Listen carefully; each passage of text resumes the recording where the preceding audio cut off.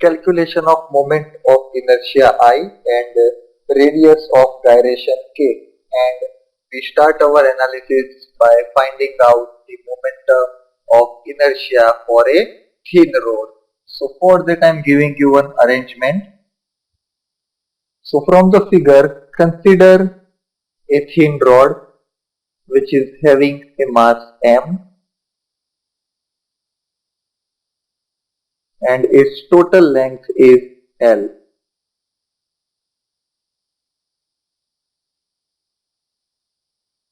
With the uniform cross section and uniform mass distribution. Uniform cross section means see it is divided into the length L by 2 L by 2, and the uniform mass distribution we can see from this blue color portion. Now consider the axis.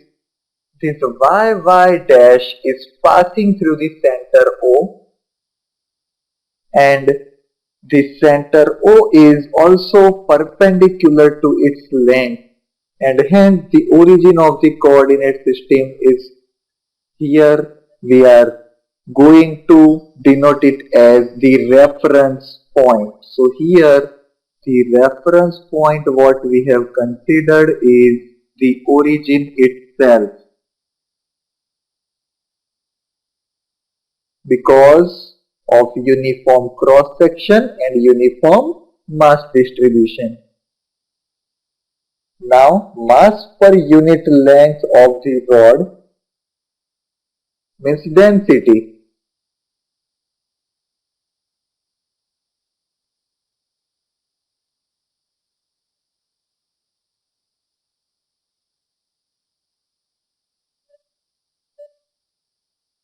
That is given as lambda, which is equals to m by L. That is equation number 1. Now, if we want to find out the mass of the element of the length, see here we have considered the small element, that is dx.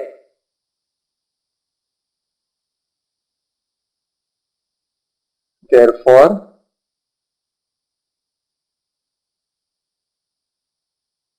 mass of element of the length dx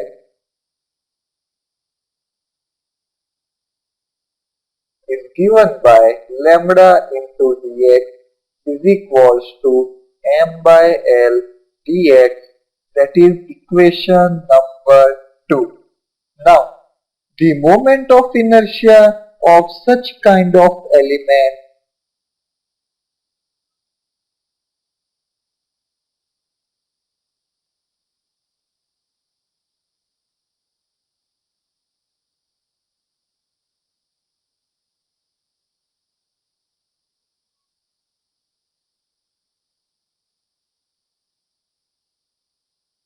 that is dx is given by I, but it is for a small element. We are consider this moment of inertia as di and is given by m over L dx into x square according to the equation of moment of inertia mr square. But here if you consider the distance, then distance is given in terms of x, so its square we have to take, and hence the element of moment of inertia, that is equals to di, which is equal to m by L dx into x square. To find out the moment of inertia of the entire rod, we have to integrate this.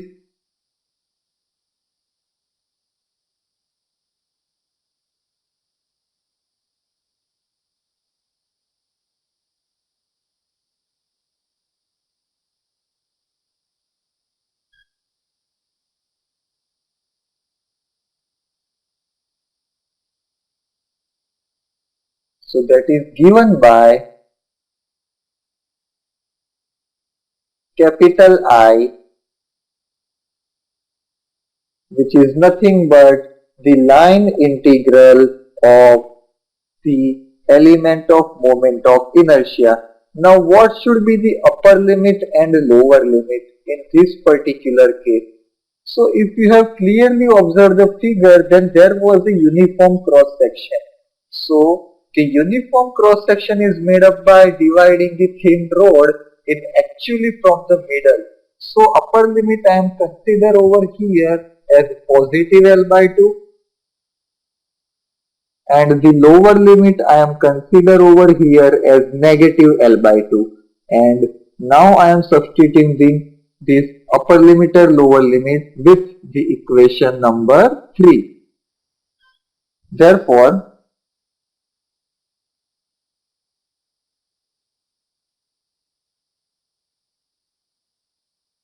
I is equals to minus L by 2 to plus L by 2 into m over L dx into x square. Now, here m over L is constant with respect to this distance x.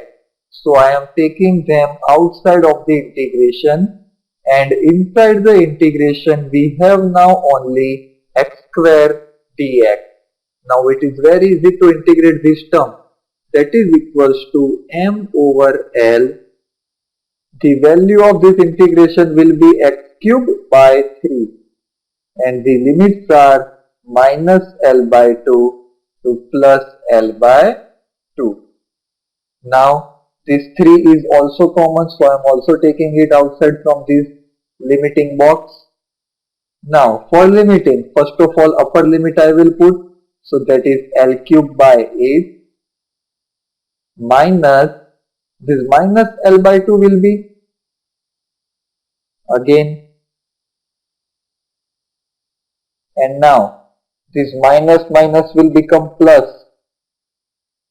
Therefore moment of inertia will be m over 3L into L cube by 8 minus minus plus L cube by 8. So this is actually 2L cube by 8.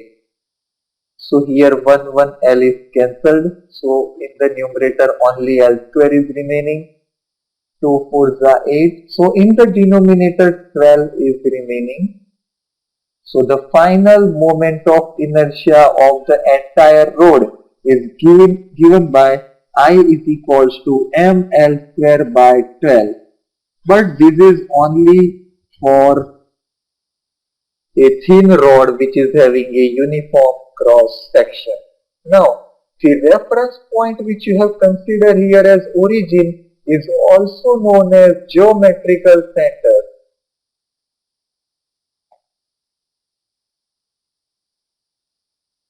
And so it is meaning that this moment of inertia is the same as the moment of inertia of the parallel axis. So here I is equals to IC.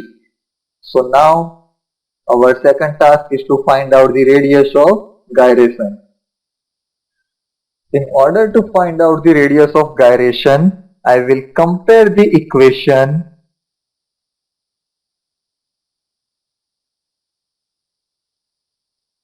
I is equals to mk square with the equation of total moment of inertia for a thin rod, which was ml square by 12. So in this case, the value of k square is equal to L square divided by 12, and so the value of k is equal to under root of L square by 12. So simplifying this, L upon under root 12. So this is the final equation for radius of gyration, and with the help of such kind of equation we will now solve some illustration as given in your textbook.